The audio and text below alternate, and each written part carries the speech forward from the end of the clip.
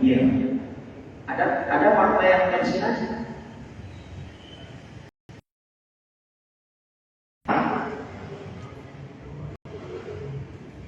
Sudah kamu lah. Baik, dibicarakan, sampaikan. Berarti itu makna yang tersurat. Jadi kita maknai kata-kata itu sesuai dengan apa yang tersurat. Ya sudah tidak ada kemungkinan dimaknai dengan makna yang lain. Bila beriman kepada Allah dan beriman kepada hari, berkatalah yang baik. Kalau tidak bisa berkata yang baik, maka tidak. Ya betul seperti itu. Tidak mungkin dimaknai dengan makna yang lain. Artinya sesuai tekstual. Itu yang tersurat. Tapi bila mana kita menemukan ungkapan dari hadis misalkan Rasulullah pernah mengatakan begini, kalau sudah hilang rasa malu, kata Rasulullah, pasrah asihkan, lakukanlah apa yang kau kehendaki. Jika sudah hilang rasa malu, lakukan atau laksanakan atau berbuatlah sesuatu sekehendak. Mau kita maknai apa? Tersurat atau tersirat? Tersurat atau tersirat? Tersirat. Yang tersurat ya lakukan apa yang kita mau. Tapi ada makna yang tersirat di situ. Apa yang dilakukan? Maksudnya jangan berbuat sesuatu. Gitu. Justru sebenarnya nyarek. Kalau kamu sudah hilang rasa malu, maka berbuatlah sekehendak. Artinya jangan sampai hilang rasa malu. Tetapi kumpul. Itulah makna yang tersirat. Ya, jadi kadang-kadang ada ungkapan-ungkapan yang dipahami secara tersurat, ada yang dipahami secara tersirat. Tidak semua kita maknai, kita pahami secara tersurat. Ada kalanya harus dimaknai, dipahami secara tersirat.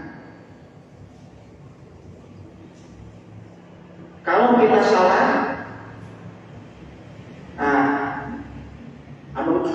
maksudnya menyarek gitu, tapi bahasa kita baru digawe lagi kita, gitu kan? Seakan-akan Rasulullah menyuruh lakukanlah sekehendak, bebas. Justru pada hakikatnya Rasulullah menyuruh atau memerintah yang seperti itu adalah kebalikannya. Nah, dalam kajian usul fikih, bila mana satu ungkapan dimaknai dengan yang tersurat, itu yang disebut dengan mantuk.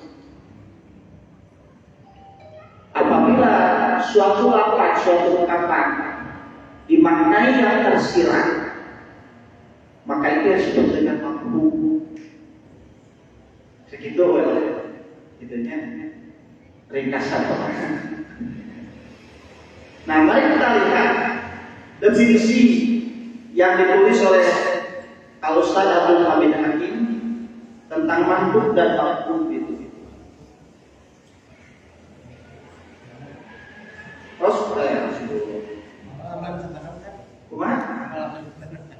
Halaman 14. Berarti kita tadi tegas.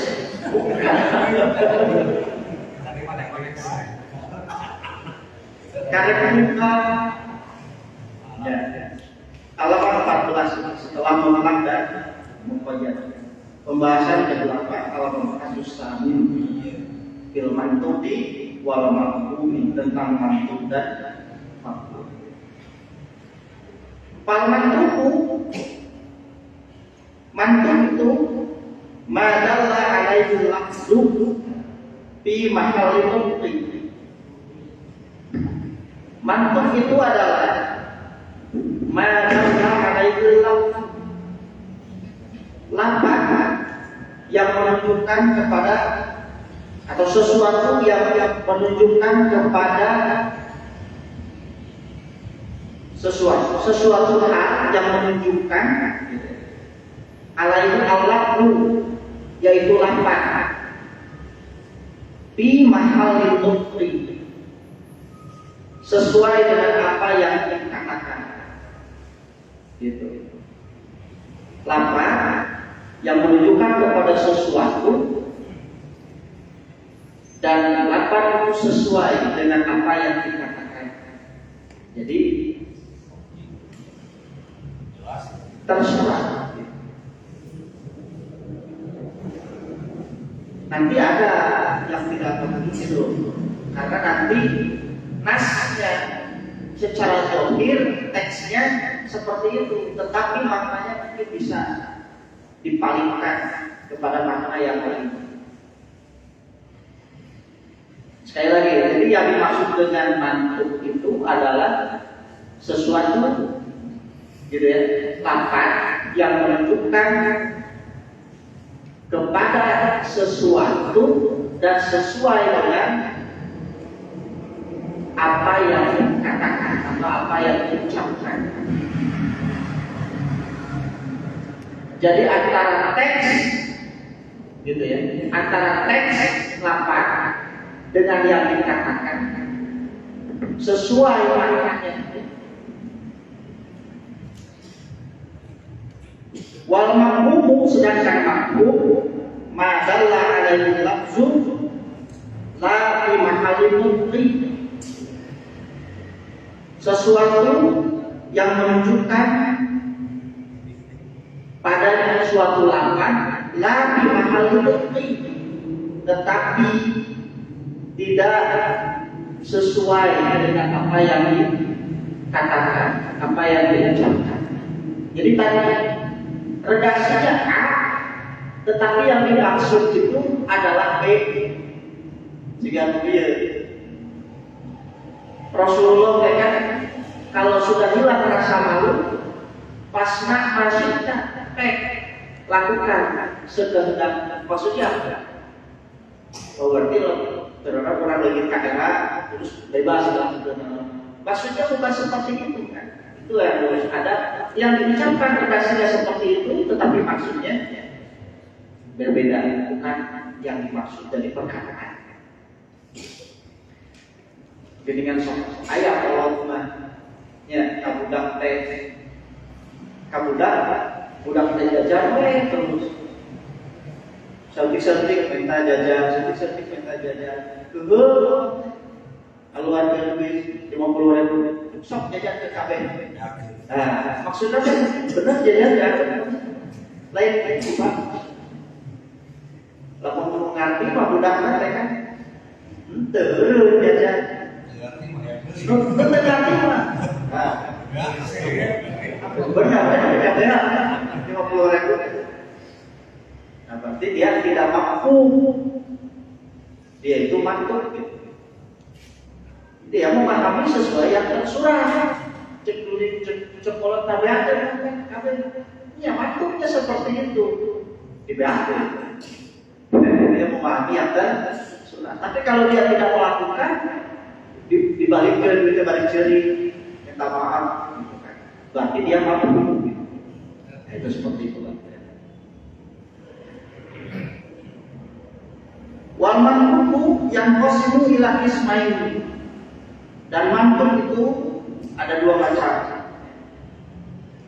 Jadi tidak selamanya yang tersurat itu dipahami sesuai dengan teks.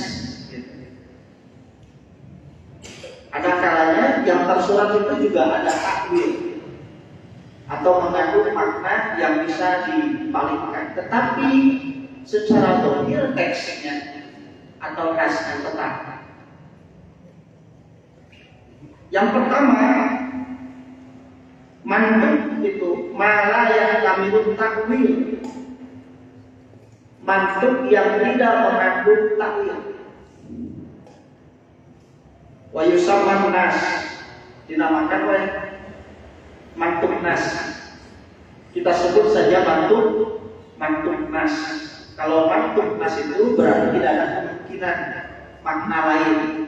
Jadi makna yang sebenarnya. Qaul ta'ala sebagaimana firman Allah dalam surat Al-Baqarah ayat 196, "Fasyamu salasati ayyamin." Maka hendaklah kamu melaksanakan saum selama tiga hari. Nah, ungkapan itu sudah jelas. Ayat ini sudah jelas. Tidak bisa dipalingkan kepada makna yang lain. 3 hari di sana apa maknanya 3 hari? Atau mau dimaknai 3 hari kan maksudnya loba atau kumaha gitu. Nah, gitu. Atau saware-saware atau itu tidak. Dimaknai sesuai dengan apa yang tersurat.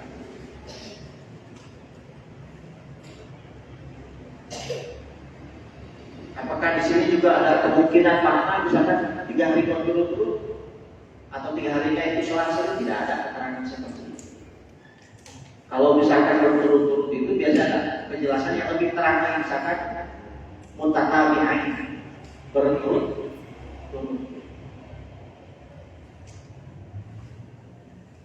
Nah, jadi yang pertama itu disebut dengan mantuk nas. Lafaz yang diungkapkan itu dimaknai secara tersurat. Apa adanya? Gitu.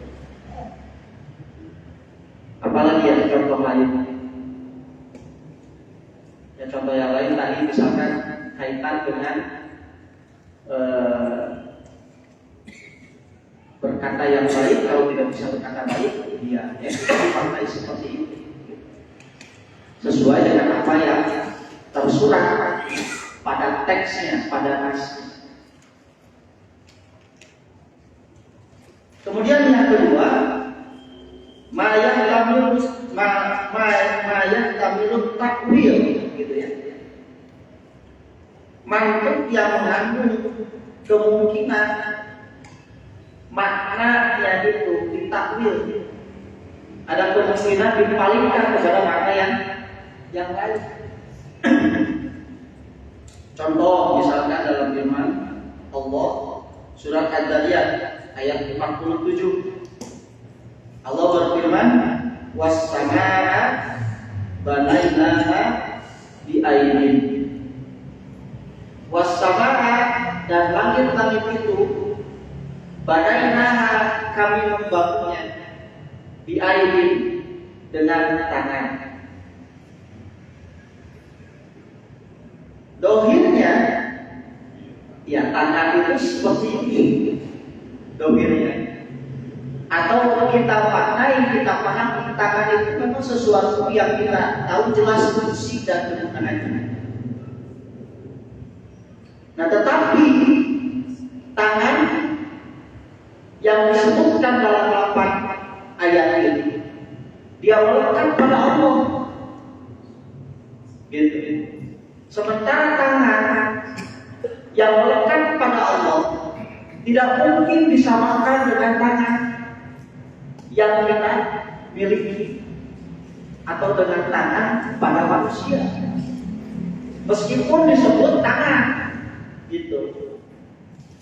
Meskipun disebut tangan, tetapi maknanya, maksudnya tangan pada Allah dengan tangan pada manusia itu jelas berbeda dan tidak bisa disamakan. Kenapa? Sebab Allah itu mukhalafatu lil hawadits, berbeda dengan makhluk.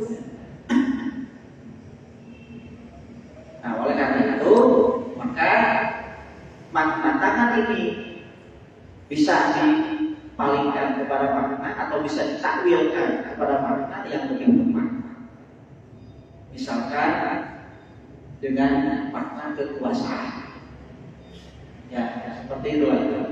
Jadi was-samaa'a banainaha bi'ainin, dan langit-langit itu kami membangunnya dengan kekuasaan kami, dengan kehendak kami. Kan ayat ini kan tangan itu kan maknanya bisa bermakna juga kekuasaan seperti itu. Tetapi lapangnya secara teks itu tidak bisa diganti, tidak boleh diganti, tetap seperti yang tertulis pada pasal ayat tersebut. Jadi ada dua mantuk itu, ada yang sesuai dengan teks, dengan nas, dan itu tidak perlu kepada takwil, sudah jelas, gampang untuk dipahami, gampang untuk diketahui makna dan maksudnya. Sementara yang keduanya itu mantuk yang perlu ditakwil, karena ada sesuatu yang kalau misalkan dimaknai secara tekstual itu kemungkinan akan menjadi permasalahan. Selanjutnya kita beralih kepada mafhum. Tadi sudah disampaikan bahwa yang dimaksud dengan mafhum itu adalah sesuatu yang menunjukkan kepada lawan yang tidak sesuai dengan apa yang diucapkan. Jadi bisa berbeda maksud dan maknanya. Mafhum juga ada dua macam. Yang pertama ada mafhum muwafaqah. Mafhumul muwafaqah. Apa mafhum muwafaqah itu? Mafhum muwafaqah itu adalah wahwa maka al-maskutu anhu muwafiqan lil mantuqi bihi kamani darbil amrayn al-mafhum min qawlihi ta'ala fala ta'illahuma ukbin. Mafhum muwafaqah itu Pak, wa huwa maka al-maskutu anhu muwafiqan lil mantuqi bihi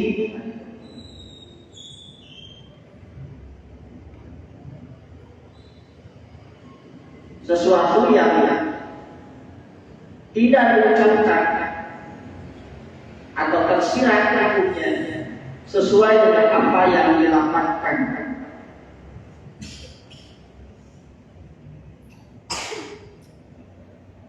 Mafhum muwafaqah itu saya lagi ya, sesuatu yang tidak diucapkan atau yang tersirat hukumnya sesuai dengan apa yang dilafazkan. Contoh, hari minggu kakolot menang.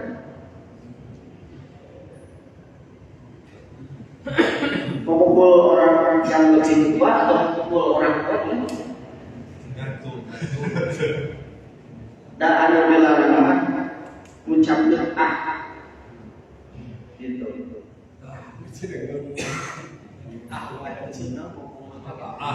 Nah, kita pun gitu. Kita tembak apa? Gitu. Mampu apa? Sesuai. Jadi yang tersirat itu sesuai dengan apa yang diucapkan dalam teks itu. Dalilnya atau ayat Al-Quran melarang fala ta'illahuma ukbin. Maka janganlah kamu kepada kedua orang tua berkata berkata berarti juga benar agama dan membicarakan aku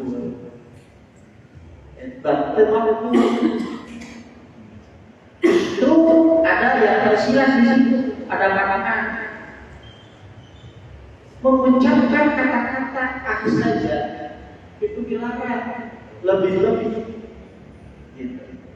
Lebih-lebih kalau mengucapkan, lebih-lebih kalau ngomong. Karena pada hakikatnya yang dimaksud larangan itu adalah menyakiti. Kata-kata yang menyakiti orang tua, gitu kan? Gitu. Dilarang, lebih-lebih menyakiti lebih dari sekedar dengan kata. Tunggu, kamu main apa? Gitu.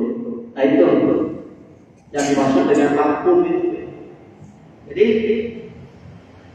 secara teksnya yang disebutkan hanya mungkin batas minimal gitu ya. Hanya sesuatu yang minimal, tetapi yang dimaksud bisa menjadi maksimal. Makanya nanti mafhum muwafaqah juga ada dua macam. Jadi ada yang disebut dengan fahwal khitab,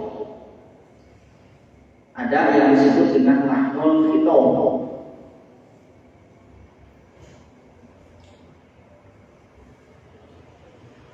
Contoh lain sebelum ke pembagian yang fahwal khitab dan lahnul khitab itu.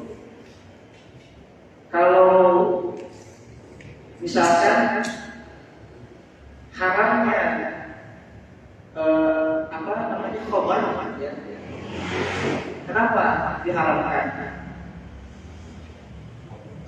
Nah, karena memabukkan. Maka dipahami, dimafhum gitu ya. Meskipun yang disebut itu hanya khobar gitu ya.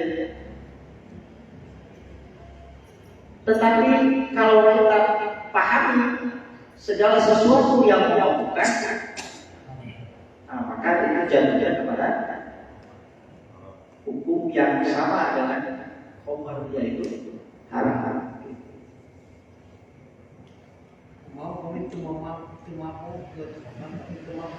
Bukan geus mabuk tapi sifat aya manfaatna saeutik. Karakter dari saya. Jadi kan mabuk oke, khamr oke lamun teu loba itu teu mabuk. Jadi bukan karena geus mabuk atau teu mabuk, tetapi sifatnya, karakter. Sesuatu yang bisa memang karakternya dia itu memiliki zat gitu, yang bisa memabukkan. Meskipun diminum sedikit dari pasar mal penting kemampuan. Makanya kayak manfaat yang bisa menyembuhkan ya saling. Nah, itu yang disebut dengan mafhum itu. Yang disebut dengan mafhum itu seperti itu.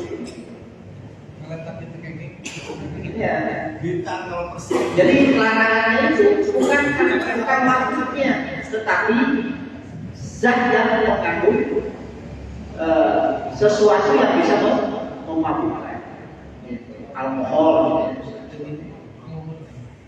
namanya apapun, mereknya apapun, kalau itu bisa menjadi penyebab muskil, maka menjadi haram. Meskipun tidak mabuk, ya, meskipun tidak mabuk, itu disebut dengan mabuk. Memahaminya dari situ. Sebab nanti di situ lagi kaitan misalkan dengan zina. Dalam Al-Quran itu yang dilarang itu bukan zinanya ya, tapi mendekati zina. Nah, zina, gitu. Kan cara penting mah, iya dengan zina sekalian. Itu ngomong lebih nanti kedudukannya. Makanya nanti ada dua macam fakwal gitu, ada lahnul khitab. Kita lihat apa yang maksud dengan fakwal khitab. Nah, mafhum muwafaqah itu ada yang fakwal khitab, ada yang lahnul khitab. Yang pertama yang fakwal khitab. Fakwal khitab itu apabila mafhumnya itu lebih utama hukumnya daripada yang dilapaskan. Gitu. Sekali lagi, fakwal khitab itu apabila mafhumnya itu lebih utama daripada yang dilapaskan. Ya contohnya yang tadi, yang pertama tadi ucapkan kan teksnya itu pala takut lawan kufir itu minimal Kalau misalkan kasusnya mau pukul, mau bunuh, itu lebih utama, gitu kan, daripada yang tersurat. Jadi apa yang tersirat, hukumnya lebih utama daripada apa yang tersurat. Itu mafhum fitnah. Yang tersuratnya jangan mendekati zina. Komode lah zina. Itu yang tersiratnya ngelakuin zina gitu. Itu lebih utama daripada mendekati zina. Kalau mendekati zina saja sudah dilarang, apalagi melakukan tapi halal pun ya. Tapi jam kumpul. Ayo kawin kontrak. Kontrak ya mah ya mencari sesuatu gitu. Modus. Padahal anggaran hakikat sama zina yang di judulan jinasati.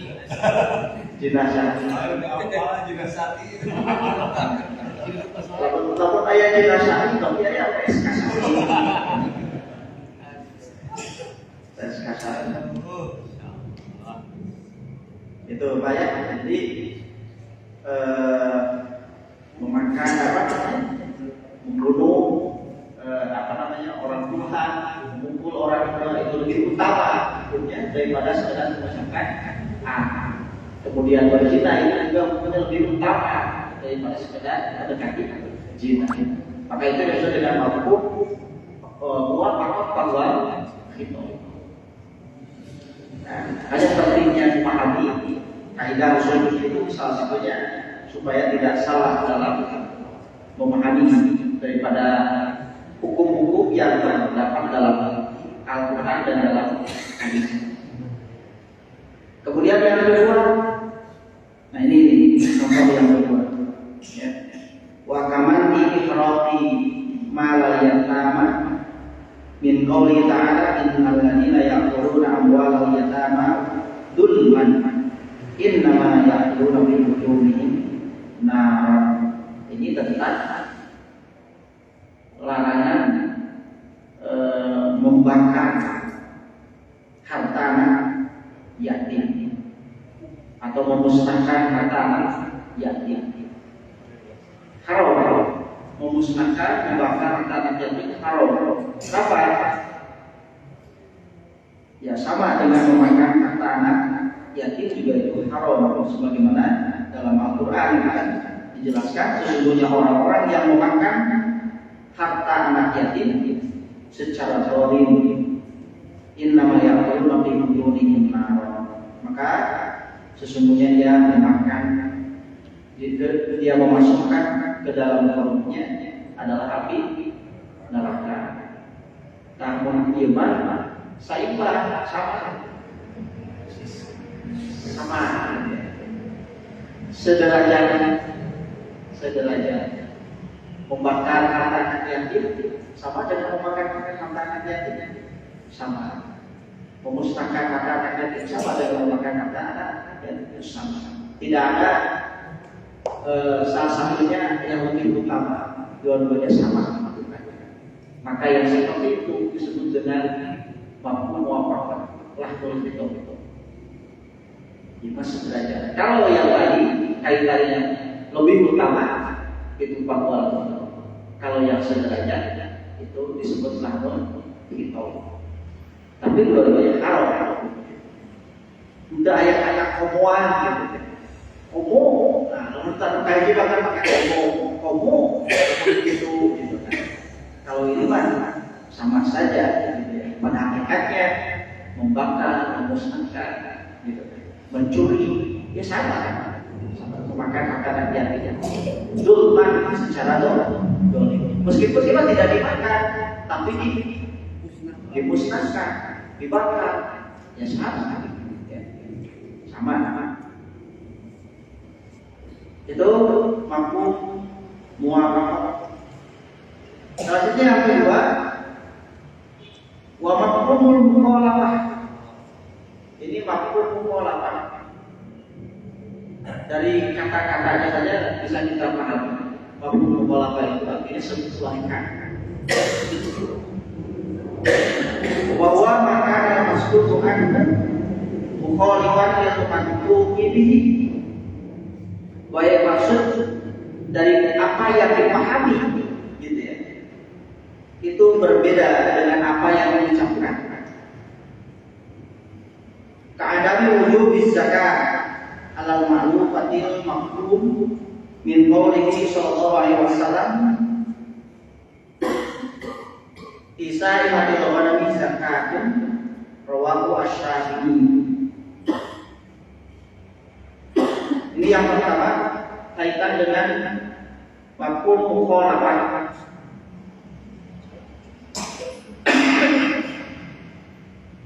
Jadi mafhum mukhalafah itu antara lafaz dengan apa yang tersirat itu berbeda, gitu ya.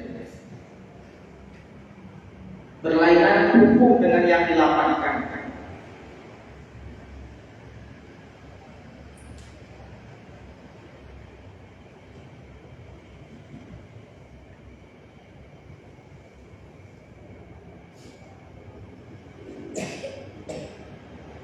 Contoh Pak, ini yang mudah dulu. Misalkan kalau dalam Al-Quran diungkapkan seseorang boleh menikahi wanita yang beriman dari hamba-hamba sahaya yang kamu miliki. Maka mafhum mukhalafahnya dari ungkapan itu kumaha? Redaksinya yang tersuratnya kamu boleh menikahi wanita yang beriman dari hamba-hamba sahaya yang miliki. Maka mafhum mukhalafahnya kalau hamba sahaya yang tidak beriman, nah tidak boleh. Secara tersurat yang disebutkan boleh menikahi, berarti yang tersiratnya apa? Tidak boleh menikahi yang tidak beriman.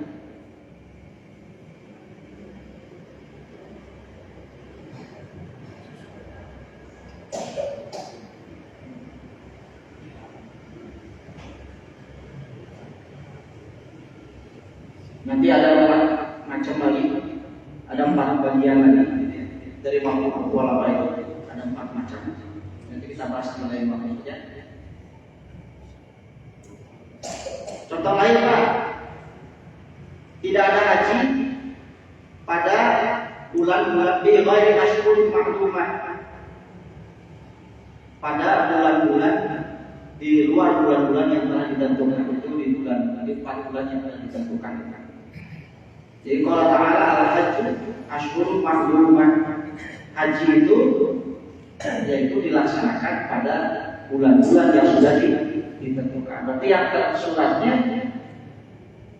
haji dilaksanakan pada bulan yang ada. Kalau dilaksanakan di luar bulan yang ditentukan, boleh tidak boleh. Itu mafhum mukhalafah. Kebalikan dari apa yang tersurat. Jadi yang tersirat, apa yang tersirat itu kebalikan dari apa yang tersurat.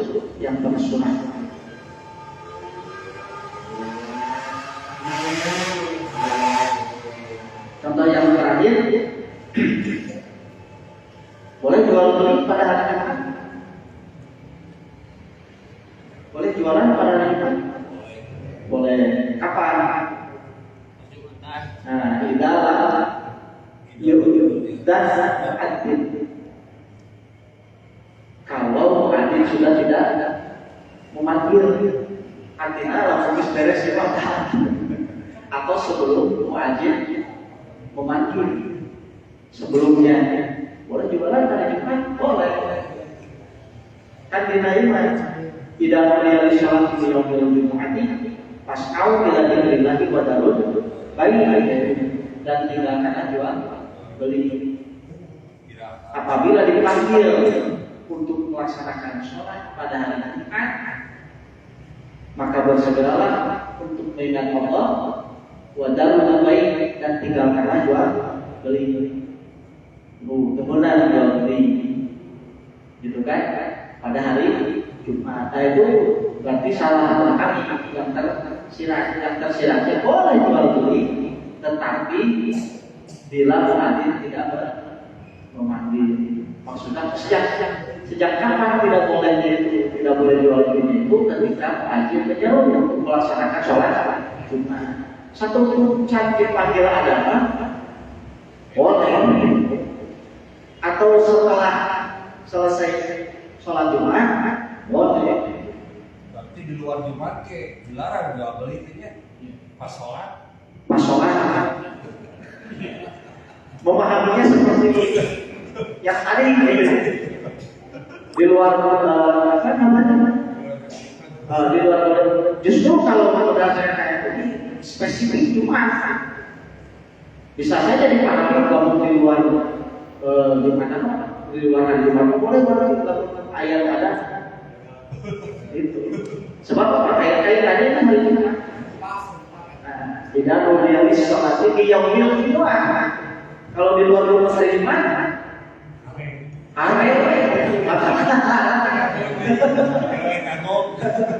kalau yang Jumatan gitu, kalau yang Jumatan kan pas ada pohon, cabe, gitu. Dibatiun. Benar seperti itu. Nah, tapi nanti ada ulama meskipun bisa dikaitkan dengan keseharian, gitu, kaitan dengan ibadah sholat di luar hari Jumat, gitu. Nah, ini bukan spesifik, gitu ya. Pada hari Jumat, dan itu yang dimaksud adalah ibadah sholat Jumat. Nanti ada hikmah di situ, ada hikmah. Kalau kaitan dengan Jumat itu sama sekali tidak bisa ada toleransi, gitu ya. Kalau kaitan dengan ibadah di luar hari Jumat itu ada toleransi. Makanya ada pergeseran terkait dengan sholat Jumat itu, berbicara tentang hukum-hukumnya. Dulu Persatuan Islam, ya sebelum sekarang, Jumatan kalau di waktu safar boleh harus sok saja dengan doaan, ya sok saja kan doaan. Misalkan Anda jadi imamnya, khotibnya, Raidan jadi makmum, jadi mustamina, wajib dulu itu. Terus sekarang ada pergeseran. Ketika safar boleh tidak Jumatan, lain harus tidak Jumatan, boleh tidak Jumatan. Ada boleh tidak Jumatan, bukan boleh Jumatan. Nah, diajar mau itu. Kalau boleh tidak Jumatan itu bukan berarti wajib, kan boleh. Ya, kayak Idul Adha misalkan waktunya bertepatan dengan waktu Jumat. Ya. Berapa ya kejadian itu?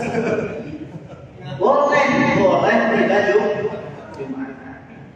Tapi Nabi malah sholat di Jumat. Tapi boleh tidak Jumat. Ketika kita misalkan tidak Jumatan pun itu Jumat pada hakikatnya. Kenapa? Karena itu nama yang suka. Jalan. Seperti tayangan ketika safar pun, meskipun ada air, boleh padahal kita bertayang. Tapi tidak orang segera maksa kemana ya? Lalu cuma dicari, asal seluruh. Dan ya berbagai cara, gitu kan? Padahal menurut sunnah itu asal bersih. Padahal dalam bersih, tapi suci. Lawan bersih badannya belum bicara bersih. Tapi yang bersih itu Nah itu kaitan dengan mafhum dan macam-macamnya. Jadi ada yang disebut dengan mafhum muwafaqah, ada yang disebut dengan mafhum mukhalafah. Nah, mafhum muwafaqah itu kesesuaian dengan redaksi hukumnya, tetapi kaitan yang tersirat itu kadang lebih berat hukumnya daripada yang tersurat. Ada kalanya sama sebanding apa yang tersirat dengan apa yang tersurat. Sementara kaitan dengan mafhum mukhalafah itu adalah memahami sebalik dari apa yang tersurat. Yang tersuratnya positif, bisa saja yang tersiratnya itu negatif. Atau kebalikan, yang tersurat negatif tetapi yang tersirat adalah positif. Saya kira sampai di sini dulu. Kalau kita bahas macam-macam hukum apa nanti kan dulu. Kalau sedang makan kasih uang gimana? Makan terus atau makan dulu kan, miskin dulu. Makan dulu. Ya. Seruan sholat itu makanan dari segera. Sholat tidak boleh makan nanti istilahnya nanti lain ini kadang-kadang ini salah persepsi kesehatan khusus lain itu. Tapi kaitannya nanti dengan ada Orang berkesolat tahan batal gitu. Kalau bersolat tahan batal. Tapi kalau sedang makan, selesainya dulu makan, tidak boleh sampai makan yang beres, ya kan? Makan tinggal itu nanti makanannya, nah itu ada prinsip. Ada pertanyaan lagi? Cepat boleh? Segitu lah. Yang benar dari Allah, yang kurangnya kebahasan dari saya yang menyampaikan. Aku tahu di ada. Assalamualaikum warahmatullahi wabarakatuh. Sampai pasang katanya.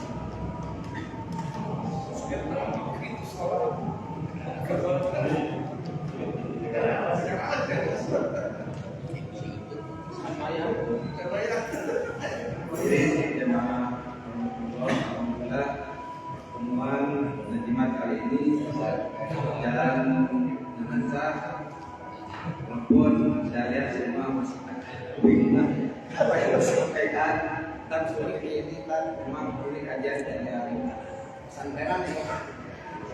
Berarti bingung ngerti.